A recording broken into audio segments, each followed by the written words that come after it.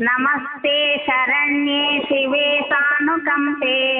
नमस्ते जगद्व्यापिके विश्वरूपे नमस्ते जगद्वन्द्य पादारविन्दे नमस्ते जगत्तारिणि त्राहि दुर्गे नमस्ते जगच्चिन्त्यमानस्वरूपे नमस्ते महायोगिनि ज्ञानरूपे नमस्ते नमस्ते सदानन्दरूपे नमस्ते जगत्तारिणि त्राहि दुर्गे अनाथस्य दीनस्य तृष्णातुरस्य भयात्रस्य भीतस्य बन्धस्य जन्तोः त्वमेका गतिर्देवि निस्तारकर्त्री नमस्ते जगत्तारिणि त्राहि दुर्गे अरण्ये रणे दारुणे शत्रुमध्ये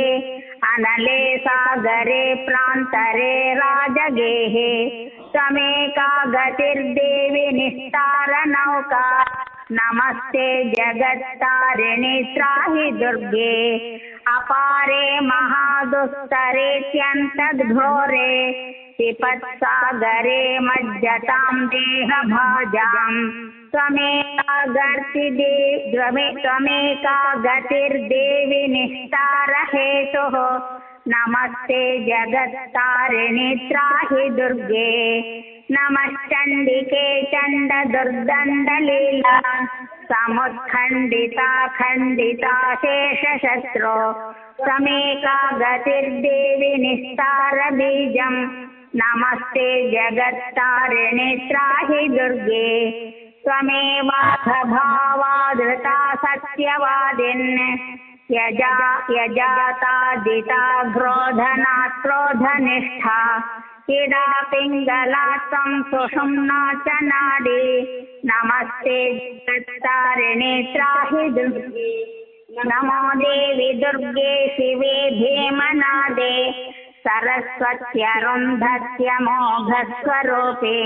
विभूतिष्ठति कालरात्रिष्ठति त्वं नमस्ते जगत्तारिणि त्राहि दुर्गे शरणमसि सुराणां सिद्धविद्याधराणां मुनिमनुजपशूनां दस्युभिस्त्रासितानां निरुपतिगृहगतानां व्याधिभिः पीडितानां त्वमतिशरणमेका देवि दुर्गे प्रसीद इदं स्तोत्रं मया प्रोक्तम् आपदुद्धारहेतुकं त्रिसन्ध्यमेकसन्ध्यं वा पठनाद्घोरसङ्कटात् मुच्यते नात्र सन्देहो भुविर्स्वर्गे